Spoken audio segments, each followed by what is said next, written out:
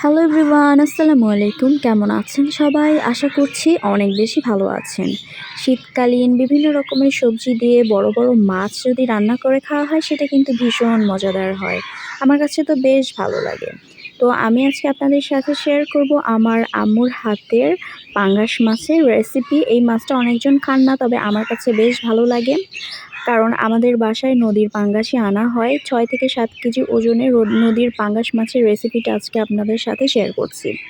শীতকালীন সবজি আলু আর বেগুন দিয়ে এই মাছটা রান্না করা হবে। তার আগে বলে নিচ্ছি, আজকে আমি আমাদের বাগান বাড়ির ব্যাকইয়ার্ডে বসে ভয়েসটা দিচ্ছি। আপনারা কিন্তু বুঝতেই পারছেন, কারণ চারপাশে পাখির কিচিরমিচির শব্দ, কাকের শব্দ সব কিছু না বেশ ভালোই লাগে আমার কাছে। তাই চিন্তা করলাম এই পাখির কিচিরমিচির শব্দের মধ্যে আমি আজকে ভয়েসটা দিয়ে ফেলি। যাই হোক, মাছটা রান্না করার জন্য প্রথমে কড়াইতে পরিমাণ মতো তেল দিয়ে দিতে হবে জিরা ফোড়ন। জিরাটা একটু তেলে ভাজা ভাজা হয়ে গেলেই একে একে দিয়ে দিতে হবে কাঁচা মরিচ আর তেজপাতা। এরপরে দিয়ে দিতে হবে আদা আর রসুনের পেস্ট। কথায় আছে না, যত বেশি মশলাটা কষানো যাবে ততই কিন্তু তরকারির টেস্টটা অনেক বেশি বাড়বে।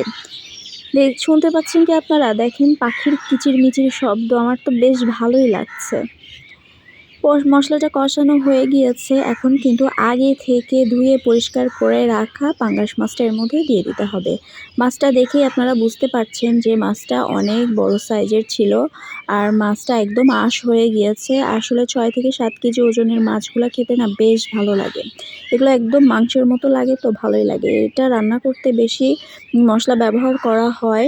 যে কোনো বড় মাছ রান্না করতেই কিন্তু মশলাটা একটু বেশি ব্যবহার করা হয়। যেহেতু ৬ থেকে ৭ কেজি ওজনের মাছ, এই জন্য হাতে সময় নিয়ে মশলার সাথে খুব ভালো মতো কষিয়ে নিতে হবে। এই যে কষানোর জন্য হালকা একটু পানি দিয়ে দেওয়া হয়েছে। যত বেশি কষানো যাবে ততই কিন্তু তরকারির টেস্টটা বাড়বে, মাছটাও কিন্তু ভালো মতো সিদ্ধ হয়ে যাবে। মাছটা কষানো হয়ে গেলে মশলা থেকে মাছটা তুলে নিয়ে সেই মশলার মধ্যেই আগে থেকে ধুয়ে রাখা বেগুন আর নতুন আলু দিয়ে দিতে হবে। মশলার সাথে সব কিছু আবারও একসাথে কষিয়ে নিতে হবে। শীতকালীন যে কোনো সবজি খেতে আমার তো বেশ ভালোই লাগে। আমার তো মনে হয় সকলেরই অনেক বেশি ভালো লাগে। শীতের সব কিছু খেতেই কেন যেন অনেক বেশি মজা লাগে।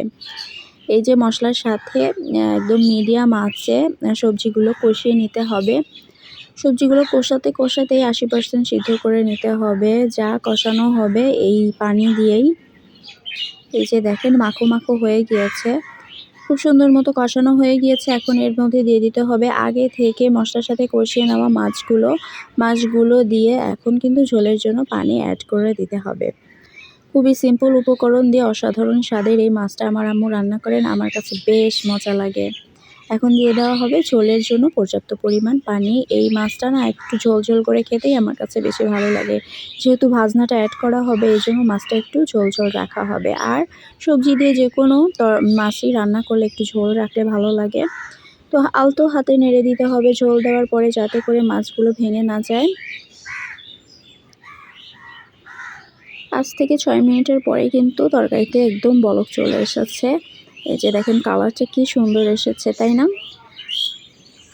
তো বলক যেহেতু চলে এসেছে আর সব সবজিও কিন্তু খুব সুন্দর মতো সেদ্ধ হয়ে গিয়েছে, এখন কিন্তু এর মধ্যে দিয়ে দিতে হবে ভাজনা। আমার চ্যানেলে ভাজনার অনেক রেসিপি আমি দিয়েছি, তাও আমি আপনাদেরকে একটু বলে দিচ্ছি। ভাজনাটা আসলে করা হয় ভাজা পেঁয়াজ, ভাজা জিরা আর ভাজা তেজপাতা সব কিছু একসাথে বেটে এই ঝোলের মধ্যে দিয়ে দেওয়া হয়। রান্নার ঠিক ২-৩ মিনিট আগে দিয়ে দিলেই কিন্তু তরকারিটা হয়ে যায়। তো ভাজনা দেওয়ার পর ২ থেকে ৩ মিনিট কুক করতে হবে, তাই কিন্তু হয়ে যাবে তরকারিটা। এই যে দেখেন খুব সুন্দর করে ঝোল ঝোল ঝাল ঝাল করে শীতকালীন সবজি দিয়ে নদীর পাঙ্গাস মাছটা আম্মু রান্না করলেন। আমার কাছে এই তরকারিটা অসাধারণ লাগে। তো এই তরকারিটা না শীতকালেই বেশি মজা হয়। তো এই ছিল আজকের ভিডিও যদি ভালো লাগে অবশ্যই একটি লাইক দেবেন এবং চ্যানেলটিকে সাবস্ক্রাইব করতে ভুলবেন না কিন্তু। সবাই ভালো থাকবেন। আল্লাহ হাফেজ।